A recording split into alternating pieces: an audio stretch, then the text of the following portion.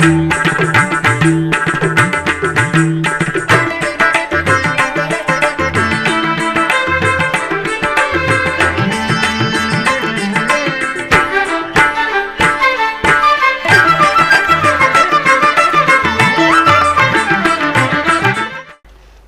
నమో వెంకటేశాయ. ఆధ్యాత్మిక విశేషాలకు స్వాగతం. ముందుగా ప్రధానాంశాలు.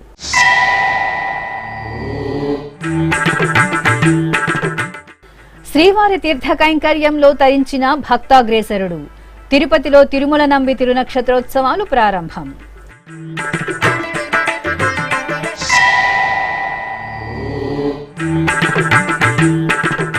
విశేష అలంకరణలో శ్రీ రాజరాజేశ్వరి దేవి దర్శనం. కడప జిల్లా బద్వేల్లో శాస్త్రోక్తంగా చండీ యాగం.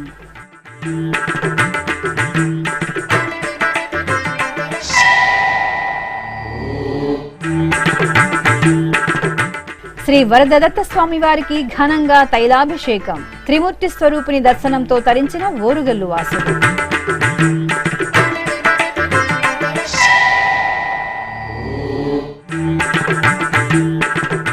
తిరుచానూరు పుష్కరిణికి నవ్య సొబగులు. 9 కోట్ల నిధులతో ఆధునీకరణ పనులు. తిరుపతిలోని గోవిందరాజస్వామి వారి ఆలయంలో తిరుమల నంబి తిరునక్షత్ర మహోత్సవాలు వైభవంగా ప్రారంభమయ్యాయి. తిరుమల తొలి పౌరుడిగా తిరుమల నంబి వినుతికెక్కారు. కలియుగ దైవం శ్రీ వెంకటేశ్వర స్వామి వారికి తీర్థ పుష్ప కైంకర్యాలను నిర్వహించిన ఈ భక్తాగ్రేసరుడి సేవా తత్పరతకు గుర్తుగా శ్రీ గోవిందరాజస్వామి వారి ఆలయంలో ఏటా 10 రోజుల పాటు తిరునక్షత్ర మహోత్సవాలు నిర్వహించడం ఆనవాయితీ. ఈ నెల 5వ తేదీ నుండి 14వ తేదీ వరకు జరిగే ఉత్సవాల్లో భాగంగా ప్రతిరోజు ఒక శతకం అంటే 100 పాసురాలను 10 రోజుల పాటు పారాయణం చేస్తారు. ఆదివారం సాయంత్రం తిరుమల నంబి సన్నిధిలో టీటీడీ పెద్దజీయర స్వామి, చిన్నజీయర స్వామి, ఆచార్య పురుషులు, శ్రీ వైష్ణవులు, నమ్మాళ్వార్లు అనుగ్రహించిన తిరువాయుమొళి దివ్య ప్రబంధాన్ని పఠించారు. అనంతరం శ్రీకృష్ణస్వామి వారు ధరించిన పుష్పమాలను తిరుమల నంబికి సమర్పించి శ్రీ శఠారి మర్యాద నిర్వహించారు.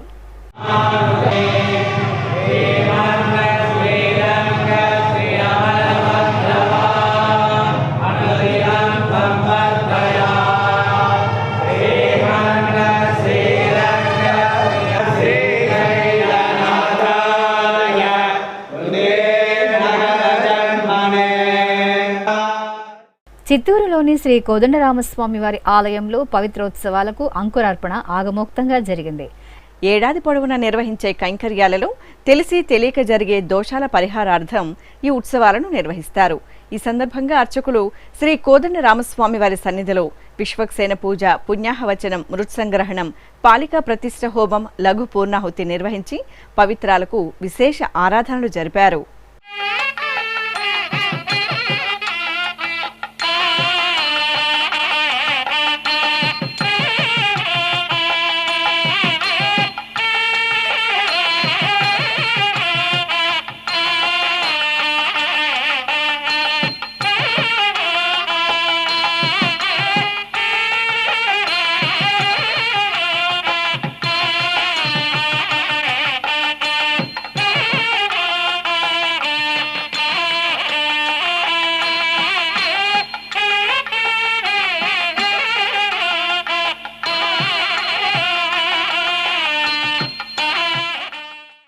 తిరుపతి జిల్లా పిచ్చాటూరు మండలం రామగిరిలో నెలవైన శ్రీ కాళికాంబ సమేత సంతానకాల భైరవ స్వామి వారి సన్నిధి సందడిగా దర్శనమిచ్చింది. ఆశ్వయుజ మాసం అష్టమి తిథి సందర్భంగా భక్తులు పెద్ద ఎత్తున శ్రీ కాలభైరవ స్వామివారి సన్నిధిలో కూష్మాండ దీపాలను వెలిగించారు. అలాగే ఆలయం వెలుపల దేవతా వృక్షాలకు ప్రదక్షిణలు చేశారు. ఇక గర్భాలయంలోని శ్రీ కాళికాంబ సమేత సంతాన కాలభైరవుని సన్నిధిలో విశేషంగా నువ్వుల నూనె దీపాలను వెలిగించి మొక్కులు చెల్లించుకున్నారు. కడప జిల్లా బద్వేల్లోని శ్రీ రాజరాజేశ్వరి అమ్మవారి ఆలయంలో లోక కళ్యాణార్థం చండీ హోమాన్ని నిర్వహించారు. ఈ సందర్భంగా శ్రీ రాజరాజేశ్వరి అమ్మవారిని సర్వాంగ సుందరంగా అలంకరించి కుంకుమార్చనలతో సేవించారు. అలాగే శ్రీచక్ర నవావర్ణ అర్చనను శాస్త్రోక్తంగా నిర్వహించారు. ఆపై మహాసంకల్పంతో అమ్మవారి సన్నిధిలో చండీ హోమాన్ని నిర్వహించి 108 తామర పుష్పాలను హోమగుండానికి సమర్పించారు.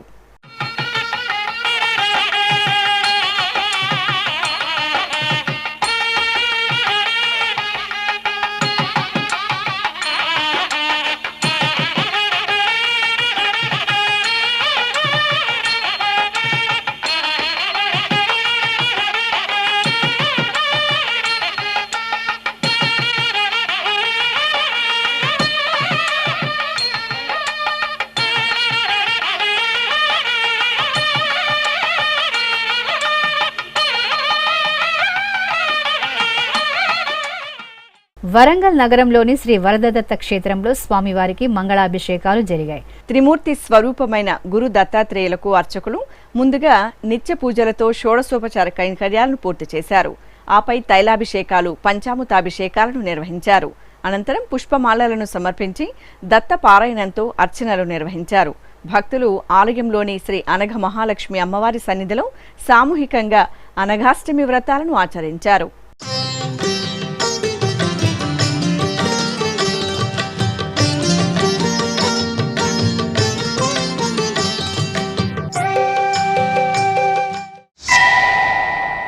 ఇక వరంగల్లో శ్రీ సద్గురు శివానందమూర్తి ట్రస్ట్ ఆధ్వర్యంలో గణపతి హోమం శాస్త్రోక్తంగా జరిగింది. ఆయురారోగ్యాలతో ప్రజలు సుభిక్షంగా ఉండాలని కాంక్షిస్తూ నిర్వహించిన గణపతి హోమంలో భక్తులు భక్తి శ్రద్ధలతో పాలుపంచుకున్నారు.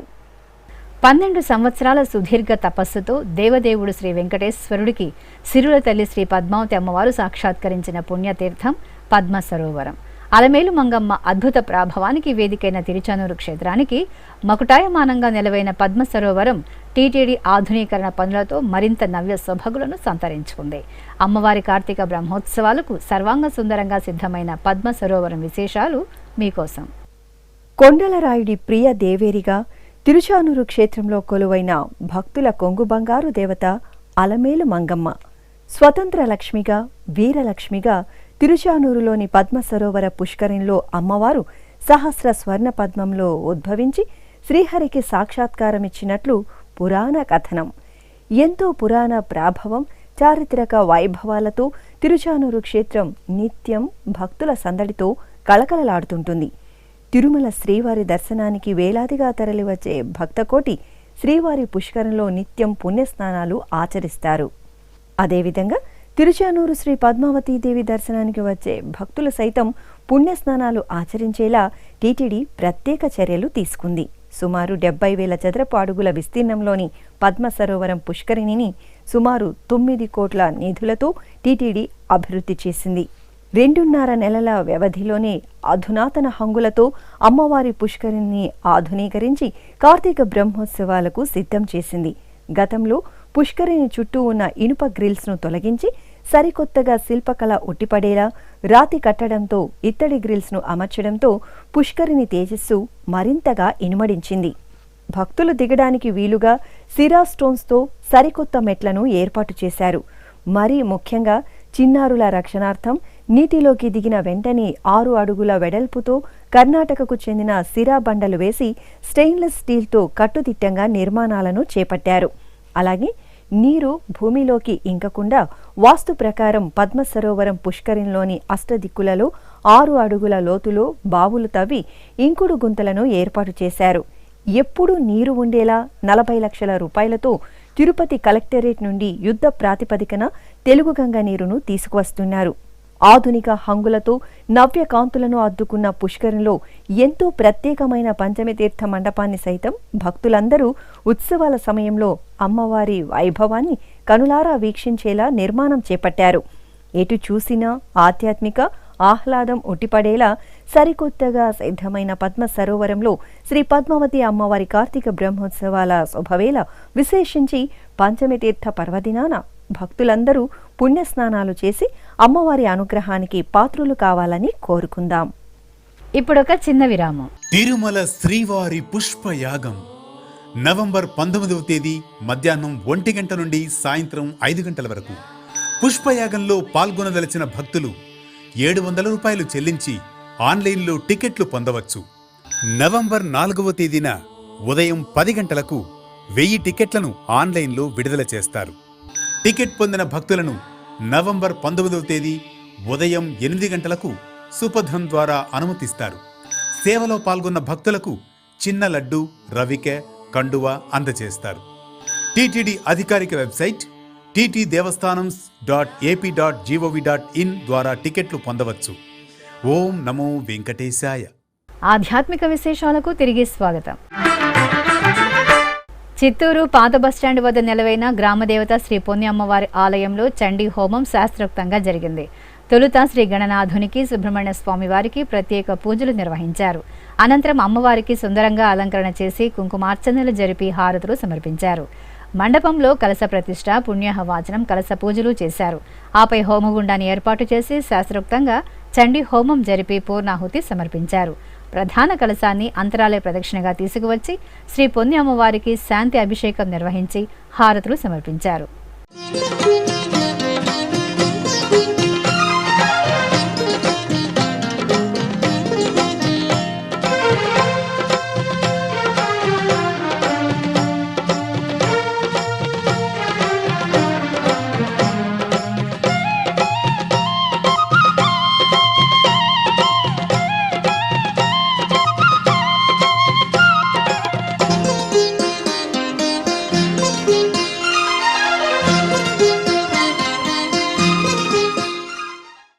తెలంగాణ రాష్ట్రం మహబూబ్ నగర్ జిల్లా జడ్చర్ల మండలంలో కొలువైన శ్రీ రామలింగేశ్వరుని సన్నిధిలో స్వామివారికి అభిషేకం వేడుకగా జరిగింది.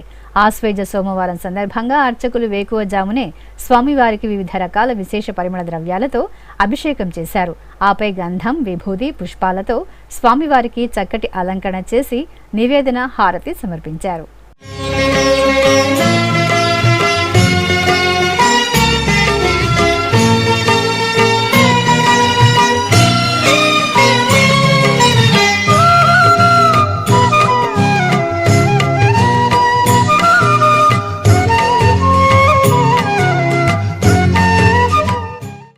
సత్య ప్రమాణాల క్షేత్రంగా వినుతికెక్కిన స్వయంభూ శ్రీ కాణిపాకం వరసిద్ధి వినాయక స్వామివారి ఆలయంలో పవిత్రోత్సవాలు ముగిశాయి. ఈ సందర్భంగా ఆలయ ప్రాంగణంలోని యాగశాలలో విశేషంగా హోమాది క్రతువులను నిర్వహించి పూర్ణాహుతి సమర్పించారు.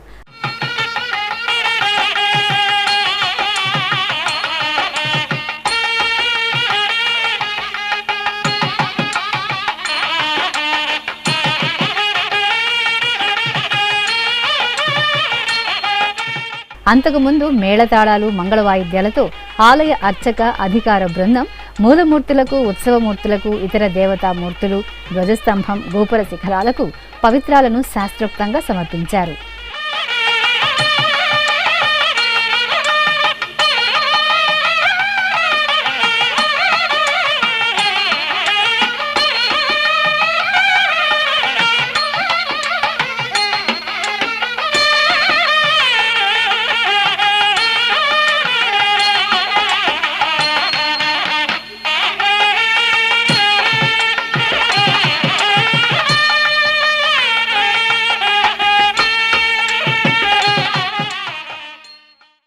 ఎన్టీఆర్ జిల్లా పెనుగంచిప్రోలులోని రుక్మిణి సత్యభామ సమేత శ్రీ వేణుగోపాల స్వామివారి ఆలయంలో మాస కళ్యాణం నేత్రపర్వంగా జరిగింది. స్వామి అమ్మవార్ల ఉత్సవ మూర్తులను సకలాభరణ భూషితంగా అలంకరించి ఆలయ ప్రాంగణంలోని కళ్యాణ వేదికపై శేషవాహనంపై ఆశీలన చేశారు. అనంతరం అర్చకులు వైదిక క్రతువులతో స్వామి అమ్మవార్లను పూజించారు. ఆపై వేద మంత్రాలు, మంగళ వాయిద్యాల నడుమ శాస్త్రోక్తంగా రుక్మిణి సత్యభామ సమేత శ్రీ వేణుగోపాల స్వామి వారికి కళ్యాణం నిర్వహించి కర్పూర నీరాజనాలు అందజేశారు.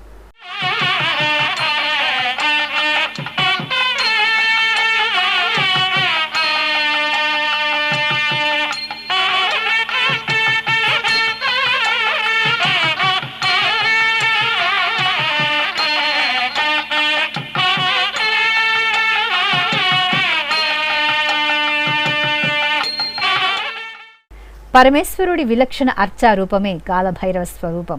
స్వామివారి ఆరాధనం సర్వదా శుభకారకం. కడప జిల్లా పాత కడపలోని శ్రీ కాలభైరవ స్వామివారి ఆలయంలో మాస పూజల్లో భాగంగా స్వామివారికి విశేషంగా అభిషేకాది ఆరాధనలు జరిగాయి. అర్చకులు గణపతి పూజ, పుణ్యాహ వాచనం, సంకల్ప ప్రార్థనలతో స్వామివారికి పంచామృతాలు, పలు రకాల ద్రవ్యాలతో మంగళకరంగా అభిషేక సేవ నిర్వహించారు. అనంతరం పుష్పమాలలు, నూతన వస్త్రంతో స్వామివారిని అలంకరించి కాలభైరవాష్టకాలతో ఆరాధనలు జరిపారు. భక్తులు స్వామివారి అభిషేక సేవలో పాల్గొని తీర్థప్రసాదాలను స్వీకరించారు.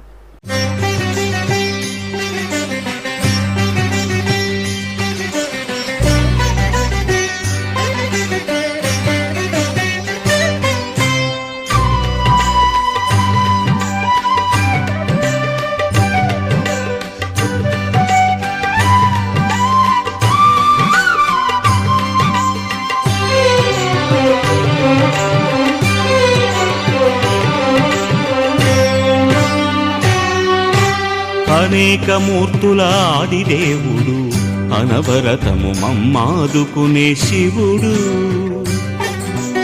అనేకము. ఒంగోలు పురవీధులు శ్రీ వరాహ నృసింహుని నామస్మరణలతో మారుమ్రోగాయి. సింహాచలం దేవస్థానం ఆధ్వర్యంలో ప్రకాశం జిల్లా ఒంగోలు నగరంలో శ్రీ వరాహ నృసింహ స్వామివారి శోభాయాత్ర వైభవపేతంగా జరిగింది. ముందుగా గోమాతతో ఓంప్రదంగా ప్రారంభమైన శోభాయాత్ర భక్తుల కోలాటాలు, డప్పు నృత్యాలు, ఇస్కాన్ బృందాల భక్తి గీతాలు, భక్తుల సంరంభాల నడుమ కోలాహలంగా సాగింది.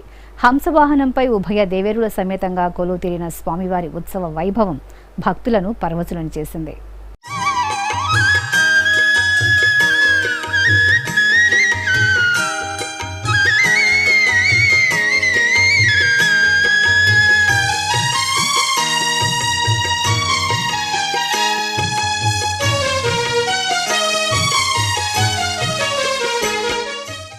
తిరుపతి జిల్లా గూడూరులోని శ్రీ ప్రసన్న వెంకటేశ్వర స్వామివారి ఆలయం గోవిందనామ స్మరణలతో మారుమ్రోగింది. ఆశ్వయుజ మాస పూజల్లో భాగంగా శ్రీదేవి భూదేవి సమేత శ్రీ ప్రసన్న వెంకటేశ్వర స్వామివారి ఉత్సవ మూర్తులను సర్వాంగ సుందరంగా అలంకరించి తిరుచుపై కొలువు తీర్చారు. మేళ తాళాల నడుమ ఆలయ ప్రదక్షిణగా తిరుచు సేవ జరిపి హారతులు అందజేశారు.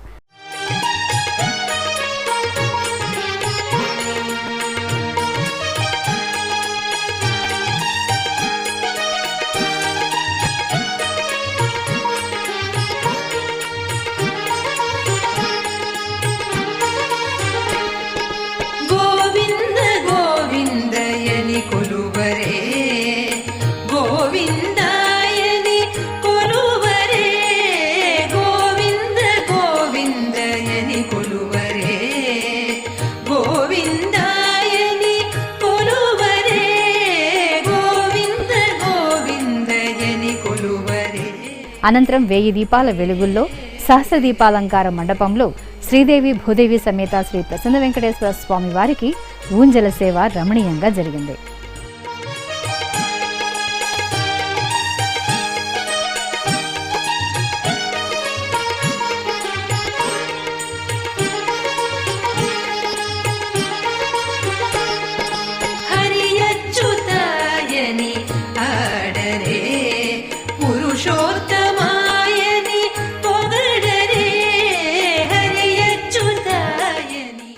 ఇక తిరుమల శ్రీ వెంకటేశ్వర స్వామి వారిని దర్శించుకున్న భక్తుల సంఖ్య, శ్రీవారికి తలనీలాలు సమర్పించిన భక్తుల వివరాలు, హుండీ ఆదాయం తదితర అంశాలను ఇప్పుడు తిరుమల సమాచారంలో తెలుసుకుందాం. తిరుమల శ్రీ వెంకటేశ్వర స్వామి వారిని ఆదివారం 78,389 మంది భక్తులు దర్శించుకున్నారు. 23,466 మంది భక్తులు తలనీలాల మొక్కును చెల్లించుకున్నారు. ఇక శ్రీవారి హుండీ ఆదాయం 3,87,00,000 రూపాయలు. ఆధ్యాత్మిక విశేషాలు ఇంతటితో సమాప్తం. తిరిగి రాత్రి 9 గంటలకు ప్రసారమయ్యే ఆధ్యాత్మిక విశేషాల్లో మళ్ళీ కలుసుకుందాం. ఓం నమో వెంకటేశాయ.